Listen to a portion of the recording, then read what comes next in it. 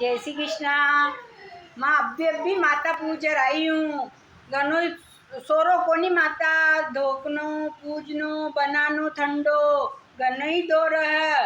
जितो दौरो आप स्टेटस पर फोटोवा डाला ना बितो ही दौरो पूजा पाठ है। पेली को लोग तो कहीं जाओ पूजा कर राजा हो गयो। अब तो आपा के लारे दूजो काम आई गयो है।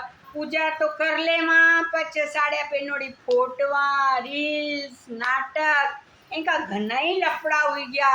थोड़ो लफड़ो मारा भी है शौक मना भी है पर केवू मां वो काम भी एक बढ़ गयो। अबार देखी जो मां पर सब मारे स्टेटस मारो ही स्टेटस मने ही डालनो मने ही करनो पर लोगा ना परेशानी इतो कहीं डाल। अरे मारो स्टेटस है मैं डालूं की करूं। देखी जो अबार फोन आयो को आयो है कि लो पूजा कर ली ये फोटोवा डाल दी। देखो फोन बाज ही रहो है। हाँ हेलो। हाँ पूजा तो घनी पैकी करी क्योंकि भाई मैंने स्टेटस अपडेट करनो रेवा ना बच्चा। थारी हाल पूजा को नहीं हुई।